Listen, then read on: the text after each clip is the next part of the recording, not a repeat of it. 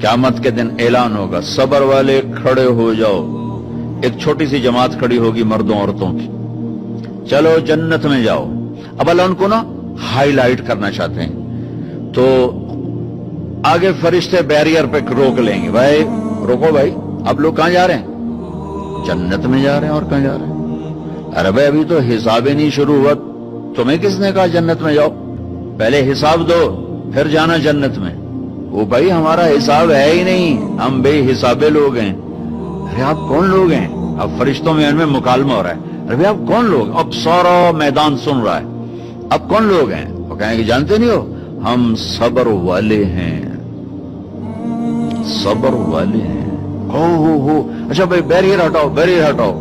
तो ऐसे मेरा अल्लाह सारे बैरियर हटवाएगा, भाई सब्र वाले आ गए, सब्र वाले आ गए, सब्र वाले आ गए। इस्लाम और अल्लाह की कसम, जिंदगी में हुस्न सब्र से आता है, बर्दाश्त से आता है, गुस्से से नहीं आता।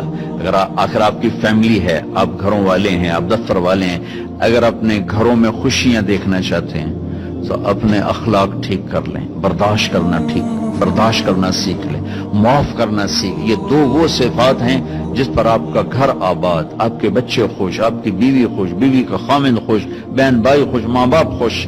जब बर्दाश्त निकल जाती है तो सारा मुआशरा एक आग में आ जाता है, एक आग लग जाती है। और मेरे नबी ने फरमाया ईमान क्या है? सब्र करना और माफ करना।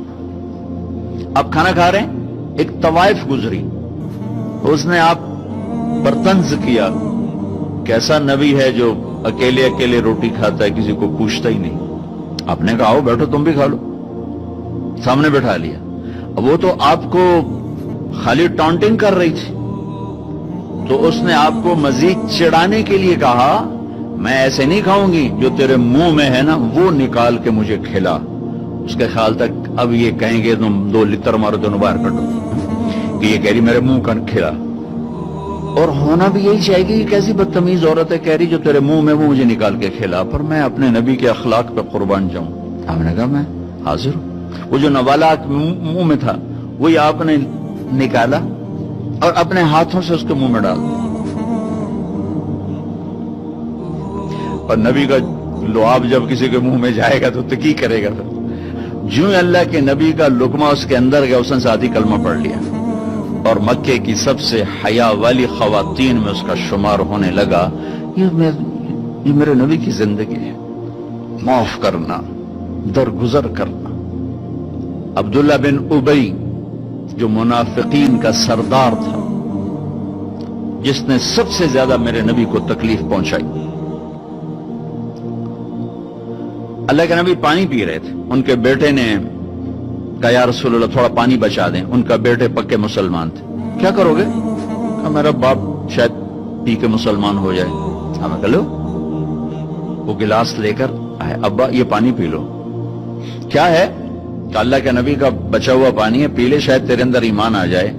कहने लगा जाओ वहां से किसी का पेशाब ले आओ, मैं वो पी लूंगा, ये नहीं पीऊंगा।